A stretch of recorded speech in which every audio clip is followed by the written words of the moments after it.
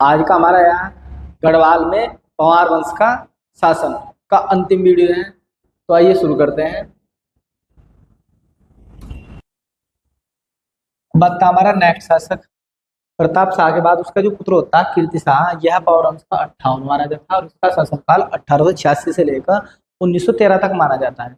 और जब यह राजगद्दी पर बैठा, ऐसा माना जाता है कि जब ये राजगद्दी पर बैठा तो 13 वर्ष का था। कितने वर्ष का? 13 वर्ष का। 13 वर्ष का जब ये था तो उसका जो संरक्षक बनाएगा, संरक्षक इसके चाचा को बना देगा, चाचा कुंवर कुंवर विक्रम शाह, विक्रम शाह। लेकिन ये बहुत अकुशल था, अपने काम को लेकर योग्य नहीं आया था, इसलिए एक वर्ष बाद, एक वर्ष तक ये सब बनाएगा। तो ध्यान रखना, एक वर्ष तक जो इसका संरक्षक बना वो विक्रम शाह था। लेकिन इसकी अकुशलता देखते रानी जो गुलेरिया थी वह स्वयं इसकी संरक्षिका बनी। इसने एक कमेटी बनाई, उसमें 4 आदमी नियुक्त किए। गुलेरिया नाम इसके संरक्षिका कमेटी बनाई, जिसमें 4 आदमी इसने नियुक्त किए। ठीक है, और इसकी संरक्षिका बनी 1892 तक। जब यह 18 वर्ष का हो गया, पूरा कितने वर्ष का? 18 वर्ष का हुआ। तो 18 साल की उम्र में इसने 16 मार्च 1892 ईस्वी में कीर्ति शाह ने जो सत्ता की बागडोर वो अपने हाथ में ले लिया, यानी कि सारा कार्यभार खुद संभालना शुरू कर दिया। कीर्ति शाह ने अपने शासनकाल में 2 कोर्ट बनाए। पहला कोर्ट था चीफ कोर्ट। चीफ कोर्ट में क्या होता? जनता की मांगों को सुना जाता है। जो जनता होती है अपनी समस्या रखती उसे बोलते थे चीफ कोर्ट। अब फिर दूसरा था हजूर कोर्ट। हजूर, कौन सा कोर्ट? हजूर कोर्ट। हजूर कोर्ट में क्या होता? यदि जनता का फैसला चीफ कोर्ट में नहीं सुलझा, यानी कि जो चीफ कोर्ट बना रखा था उसमें यदि जनता की समस्या का समाधान नहीं होता तो क्या होता? मामला हजूर कोर्ट में जाता। हजूर कोर्ट में क्या होता? मामले की जो सुनवाई होती वो राजा खुद कराता।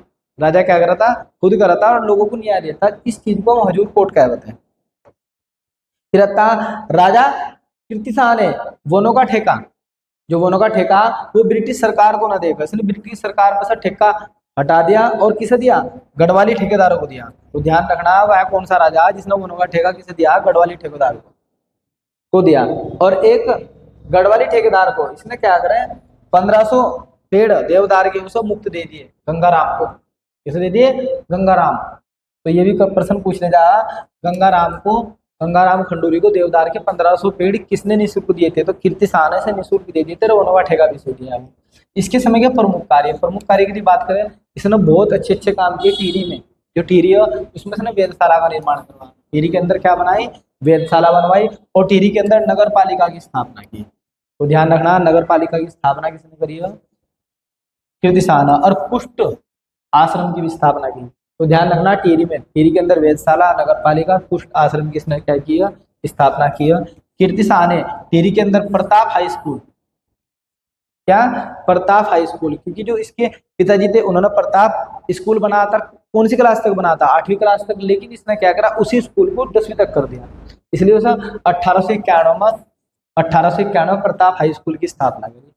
फिर 1907 में इसने क्या करा? कैंपबेल बोर्डिंग हाउस की स्थापना करी। और 1919 में हिबेट संस्कृत पाठशाला की क्या करी है? स्थापना। तो आप लोगों से डायरेक्ट पूछ ले जाएगा प्रताप हाई स्कूल की स्थापना किसने की है? तो कीर्ति शाह ने कब करी है? 1891 की है। 1907 में इसने क्या करा? कैंपबेल बोर्डिंग हाउस की स्थापना करी है। 1909 ईस्वी में हिबेट संस्कृत पाठशाला की क्या की? इसने स्थापना की कीर्ति शाह ने। कीर्ति शाह ने टिहरी में बैंक ऑफ गढ़वाल की स्थापना की। बैंक ऑफ गढ़वाल किसानों के कल्याण के लिए, जो कर सकते हो बड़े परेशान थे किसान, तो इसने कृषकों के कल्याण के लिए बैंक ऑफ गढ़वाल की स्थापना की है। टिहरी के अंदर 1898 में महारानी विक्टोरिया के जन्मदिन पर, महारानी विक्टोरिया के जन्मदिन पर टिहरी के अंदर इसने घंटाघर का निर्माण करवाया। ये क्वेश्चन भी बहुत बनता है बार एग्जाम में, घंटाघर का निर्माण टिहरी के अंदर किसने करवाया? तो सुदर्शन शाह ने, सॉरी कीर्ति शाह ने। किसने करवाया? कीर्ति शाह ने। कीर्ति शाह के शासनकाल में जनता को पहली बार बिजली की सुविधा प्राप्त हुई। तो ये पूछा जाएगा बिजली की सुविधा किसके शासनकाल में प्राप्त हुई? तो ये होती कीर्ति शाह के। सारे काम अच्छे करे ना। कीर्ति शाह ने स्वामी राम तीर्थ को जापान में अंतरराष्ट्रीय धर्म सम्मेलन में भेजा था। ये पूछ जाएगा कि अंतरराष्ट्रीय धर्म सम्मेलन में कीर्ति शाह ने किसे भेजा? तो स्वामी राम तीर्थ को इसने धर्म सम्मेलन में भेजा था। अंग्रेजों ने 1898 ईस्वी को कीर्ति शाह को कैंपेनियन ऑफ इंडिया या सर की उपाधि से नवाजा। तो ये भी बहुत पूछ ले जाएगा। CSI ये पूछ लिया जाएगा CSI की उपाधि किसे दी गई है, तो कीर्ति शाह को। या सर की उपाधि किसे दी गई है, सर की उपाधि किसे दी गई, तो कीर्ति शाह को अंग्रेजों ने सर की उपाधि दी है। याद रखना, बहुत पूछ जाता है क्वेश्चन। नेक्स्ट आता है नरेंद्र शाह। नरेंद्र शाह पंवार वंश का 59वां राजा और इसका शासनकाल 1913 से लेकर 1946 तक माना जाता है। और ऐसा माना जाता है कि जब ये राज्याभिषेक होता है, इसकी जो आयु होती है वो 15 वर्ष होती है। और इसलिए इसकी जो माता होती है नेपोलिया रानी, वो क्या करती है, इसकी संरक्षिका कार्य करती है। तो संरक्षिका ध्यान रखना, किसने किसका संरक्षण किया। 1916 में नरेंद्र शाह का जो विवाह होता है वो क्विंटल का मतलब है यहाँ से हिमाचल प्रदेश की जो राजकुमारी होती है कमलेंदुमती शाह और इंदुमती शाह के साथ होता है, दो लड़कियों के साथ। वाह भाई वाह, मौज ही ले रहे राजा महाराजा, बाकी तो घंटा घर का निर्माण कर रहे। फिर आता है 4 अक्टूबर 1919 को 21 वर्ष की आयु में नरेंद्र शाह कहाँ बैठता है, सिंहासन पर। तो ध्यान रखना, 15 वर्ष की आयु में इसका राज्याभिषेक होता है और बैठता कब, 21 वर्ष की आयु में सिंहासन पर बैठता है, राज्य की बागडोर अपने हाथ में ले लेता है। इसके आते हैं प्रमुख कार्य क्या होता है, 1919 में गद्दी बैठता है, गद्दी बैठते हुए पंचायतों की स्थापना करता है। तो पूछा जाएगा पंचायतों की स्थापना किसने करी, नरेंद्र शाह ने। और 1920 ईस्वी में इसने कृषि बैंक की स्थापना करी, क्या है कि कृषि बैंक की स्थापना करी और छात्रवृत्ति निधि की स्थापना की 1919 में। फिर आता 1921 में इसने नरेंद्र नगर की, जो नरेंद्र नगर है इसमें सबसे ज्यादा वर्षा होती है 318 सेंटीमीटर। पूछ लिया जाएगा आप लोगों से, सबसे ज्यादा वर्षा कहाँ होती है, नरेंद्र नगर में होती है 318 सेंटीमीटर। तो इसकी स्थापना टिहरी के अंदर किसने करी, नरेंद्र नगरी। टिहरी में पहली बार जनगणना इसी के शासनकाल में हुई। तो यदि पूछा जाए टिहरी में पहली बार जनगणना कभी, तो आप लोगों का नरेंद्र शाह के शासनकाल में होती है 1921 में। फिर 1923 ईस्वी में टिहरी में सार्वजनिक पुस्तकालय बना, लोगों को पढ़ने के लिए सार्वजनिक पुस्तकालय किसने क्या करी है, स्थापना की है। 1925 ईस्वी में इसने क्या करा, नरेंद्र नगर को ग्रीष्मकालीन राजधानी बना। आप लोगों से पूछ ले जाएगा ग्रीष्मकालीन राजधानी किसने बना, इसने लगभग 30 लाख रुपया खर्चा करा। कितने का, 30 लाख रुपया खर्चा करके नरेंद्र नगर जो बसा था, नरेंद्र नगर जो उसने बसा था उस राजधानी बना दी, ग्रीष्मकालीन राजधानी। 30 लाख रुपए लगे इसके खर्चे में। और 1917 में हरिकृष्ण रतूड़ी ने हिंदू लॉ की स्थापना की। ये भी बहुत पूछा जाता है। तो हिंदू लॉ कॉलेज की स्थापना कब की गई, 1917 में किसने करी, हरिकृष्ण रतूड़ी ने। और शासनकाल किसका था, नरेंद्र शाह का। 1933 में उसने अपने पिता कीर्ति शाह के नाम पर, जो कीर्ति शाह था उसके जो पिता थे, उसने क्या करा, बनारस हिंदू विश्वविद्यालय को 1 लाख रुपए, कितने, 1 लाख रुपए का क्या दिया, चंदा दिया। और बनारस विश्वविद्यालय ने इस LLD की उपाधि दी। क्या कि LLD की उपाधि, तो पूछ लिया जाएगा LLD की उपाधि किसे मिली है, तो नरेंद्र शाह को। किसने दी है, Hindu law college, sorry Banaras college में। अलंकारी व लेफ्टिनेंट की उपाधि ब्रिटिश सरकार ने दी है। तो सर ब्रिटिश सरकार ने कौन सी उपाधि दी है, लेफ्टिनेंट। नरेंद्र शाह को पंवार वंश का सहसासुरी कहा जाता है। जो नरेंद्र शाह इसे पंवार वंश का सहसासुरी कहा जाता है, वेरी मोस्ट इंपोर्टेंट। क्योंकि जो सहसासुरी था उसने भारत के अंदर क्या करी थी, सड़क निर्माण करी थी। तो इसने क्या किया, टिहरी में सड़कों का निर्माण करवाया, जो टूटी फूटी सड़की थी उनकी मरम्मत कराई। इसलिए इस गढ़वाल का सहसासुरी या टिहरी का सहसासुरी कहा जाता है। इसके ही शासनकाल में 2 खतरनाक घटना भी घटती है, ठीक है। एक होती है श्रीदेव सोमनी की मृत्यु और एक होता है रवाई कांड या तिलाड़ी कांड। तो पहला था रवाई कांड या तिलाड़ी कांड बोलते हैं। ये क्या होता है, 30 मई 1930 को यमुना नदी के किनारे कुछ आंदोलनकारी वनों का क्या करते हैं, जो वन नीति होती है वन संबंधित, उसका विरोध करते हैं, ठीक है। और क्या होता है, नरेंद्र शाह का जो दीवान होता है चक्रधर जुयाल ने क्या करा, जब आंदोलनकारी उनका विरोध करे तो चक्रधर जुयाल ने भीड़ को देखकर उन पर गोली चलाने का आदेश दे दिया, जिस कारण बहुत से लोगों की मृत्यु होगी। इस घटना में कुछ लोगों ने अपनी जान गंवाई। इसलिए इस घटना को उत्तराखंड का जलियांवाला बाग हत्याकांड कहते हैं, क्योंकि जिस प्रकार जलियांवाला बाग में जो जनरल डायर था उसने अंधाधुंध फायरिंग करवा कर गरीब जनता को मरवाया था, ऐसे ही बिल्कुल चक्रधर जवान ने जो वन नीतियों का विरोध कर रहे थे इनके वन आंदोलनों का, तो उन पर क्या कर दी, चक्रधर जवान ने गोली चलाना कह दी। इसलिए चक्रधर जवान को उत्तराखंड का जनरल डायर कहते हैं। यदि पूछ लिया उत्तराखंड का जनरल डायर कौन है, तो चक्रधर जवाल। क्या कांड किया इसने, लोगों पर अंधाधुंध गोलियां चलवाई, उनकी मृत्यु होगी। फिर 25 जुलाई 1944 ईस्वी को 25 जुलाई 1944 ईस्वी को श्रीदेव सुमन की मृत्यु नरेंद्र शाह के शासनकाल में होती है। अक्टूबर 1946 को जो नरेंद्र शाह होता, नरेंद्र शाह ने त्याग पत्र दे दिया। त्याग पत्र देने के बाद जो उसका पुत्र होता मानवेंद्र शाह, उसे सत्ता सौंप दी। और इसी के समय अगस्त समझौता होता, 19 अगस्त 1946 को अगस्त समझौता पूछ लिया जाएगा। अगस्त समझौता कब हुआ, तो अगस्त समझौता क्या होता, 19 अगस्त 1946 को अगस्त समझौता होता है। और अगस्त समझौते में ये कहा जाता है कि जो प्रजामंडल के जितने भी व्यक्ति बंदी बना रखे हैं, जितने भी व्यक्ति क्या बंदी बना रखे हैं, उन्हें रिहा किया जा, रिहा यानी कि छोड़ दिया जा, स्वतंत्र कर दो ना। और जो प्रजामंडल का कार्य होगा, प्रजामंडल का जो भी कार्य होगा उसमें कोई बाधा नहीं होनी, कोई भी बाधा नहीं उत्पन्न करने का, कोई बाधा उत्पन्न नहीं करेगा। तो ध्यान रखना, अगस्त समझौता 19 अगस्त 1946 को होता है। और इसमें जो प्रजामंडल के जितने भी कैदी होते हैं उन्हें रिहा कर जाएगा और प्रजामंडल के कार्यों में कोई भी बाधा उत्पन्न नहीं करेगा। ये होता है अगस्त समझौता। नेक्स्ट हमारा शासक है मानवेंद्र शाह, और ये लास्ट शासक है मानवेंद्र शाह, गढ़वाल का अंतिम राजा या टिहरी का अंतिम राजा। आप लोगों से पूछा जाएगा टिहरी का अंतिम राजा कौन है, तो मानवेंद्र शाह। आपसे पूछा जाएगा गढ़वाल का अंतिम राजा कौन है, मानवेंद्र शाह। यह पंवार वंश का अंतिम शासक है, पंवार वंश और टिहरी का अंतिम शासक। और कौन सा राजा है, 60वां राजा। इसका शासनकाल 46 से लेकर 1949 तक रहता है। यह नरेंद्र शाह का उत्तराधिकारी होता है।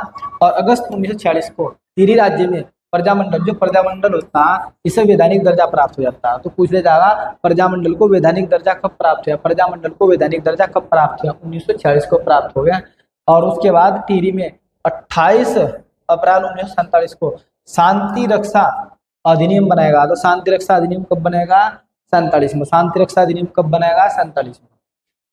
मानवेंद्र शाह के शासनकाल में प्रमुख जन आंदोलन होते हैं, और कौन कौन से दो, एक होता है सकलाना विद्रोह, क्या होता है, सकलाना विद्रोह 1947 में होता है। कीर्तिनगर आंदोलन 1948 में। आप लोगों से पूछ लिया कीर्तिनगर आंदोलन किसके शासनकाल में है, कीर्तिनगर आंदोलन किसके शासनकाल में है, मानवेंद्र शाह के। कब हुआ, 1948 में। सकलाना विद्रोह किसके शासनकाल में है, मानवेंद्र शाह के, 1947 में। तो दोनों ही विद्रोह बहुत पूछे जाते हैं यहाँ से।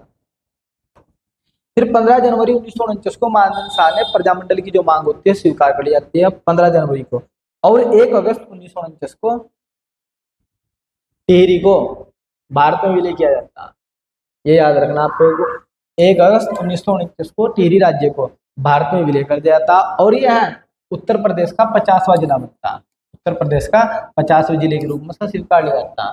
मानवेंद्र शाह 1959 से लेके 2004 तक, कब तक, 2004 तक टिहरी गढ़वाल से 8 बार सांसद यानी कि एमपी। और 5 जनवरी 2007 को मानवेंद्र शाह की क्या होती है, मृत्यु हो जाती है। अब बता, थोड़ा सा और रह गया। इतना तक वीडियो को भाई लाइक कर दो, सब्सक्राइब कर दो चैनल को, अपने भाई को सपोर्ट कर लो यार थोड़ा सा, वीडियो देखने में बिजी हो रहे, सब्सक्राइब भी कर दो।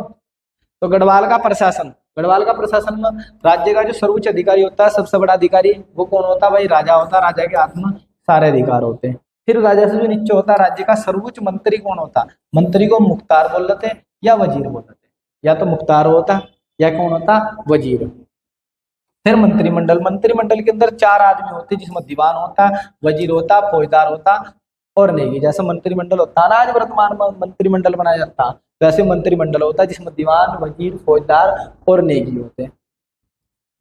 फरगने का जो सैनिक शासक होता है सबसे बड़ा, तो वो कौन होता है, फौजदार। फिर आता है राजधानी की सुरक्षा अधिकारी, जो राजधानी होता है जो उसकी सुरक्षा करागा उसको क्या बोल रहे थे, गोलदार। फिर तिरुगामी संदेश वाहक, जो तिरुगामी संदेशों को एक स्थान से दूसरे स्थान तक लेके जाता, उसको बोल देते चाणू। क्या बोल देते? चाणू।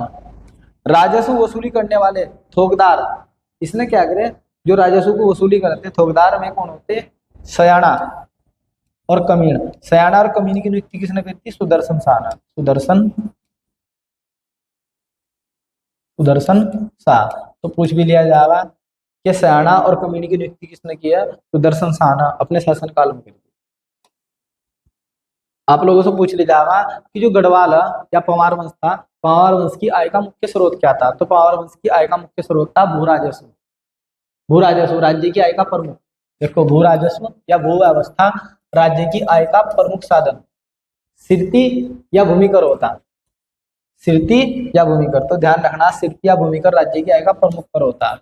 फिर आता है भूमि का जो स्वामी है, भूमि का जो स्वामी होता है राजा होता। राजा के अधीन सारी भूमि होती, और राजा द्वारा दान दिए जाने वाली भूमि। राजा लोगों को दान देवता भूमि, तीन प्रकार की भूमि दान देवता। पहले होती विष्णु पृथ्वी, जिसमें ब्राह्मणों या मंदिरों को दान दिए जाने वाली भूमि को बोलते थे। फिर दूसरी भूमि होती रोध भूमि। रोध भूमि क्या होती? जो विशिष्ट और साहस और वीरता प्रदर्शित करते सैनिक, जिन्होंने साहस दिखाया, युद्ध लड़े और युद्ध को जीता, ऐसे व्यक्तियों को रोध भूमि दान में दे दी जाती। फिर आता जागीर भूमि, राज्य अधिकारियों को दी जाने वाली भूमि। जिस व्यक्ति को भूमि दान दी जाती थी उसे क्या बोलते थे? थतवान। ये भी पूछ ले जाएगा, थतवान कौन? तो जिस भूमि क्या दी जाती, दान में दी जाती, उसे थतवान बोल रहे थे। नेक्स्ट आता हमारा टिहरी रियासत के भूबंदोबस्त। टिहरी रियासत के भूबंदोबस्त, तो सबसे पहला भूबंदोबस्त तो सुदर्शन शाह के शासनकाल में होता। प्रथम भूबंदोबस्त 1823 में सुदर्शन शाह के शासनकाल में होता। फिर दूसरा भूबंदोबस्त 1861 में भवानी शाह के शासनकाल में होता है। फिर तीसरा भूबंदोबस्त 1873 में प्रताप शाह के शासनकाल में होता है। फिर चौथा भूबंदोबस्त 1903 में कीर्ति शाह के शासनकाल में होता है। फिर आता पांचवा भूबंदोबस्त। पांचवा भूबंदोबस्त होता 1924 में, किसके शासनकाल में? नरेंद्र शाह के शासनकाल में। सबसे पहला था भारत में स्वतंत्र होते समय, जब भारत स्वतंत्र होता तो टिहरी का राजा कौन था? जब भारत स्वतंत्र हुआ। भारत कब स्वतंत्र होता? 1947 में। 1947 में राजा कौन था? मानवेंद्र शाह। तो इसका आंसर हो जाएगा मानवेंद्र शाह। संगोली की संधि, संगोली की संधि कब होती है? 1816 में। अंग्रेजों और गोरखों के मध्य, अंग्रेजों और गोरखों के मध्य कौन सी संधि होती है? संगोली की संधि 1816 में होती है, याद रखनी है अभी आप लोग।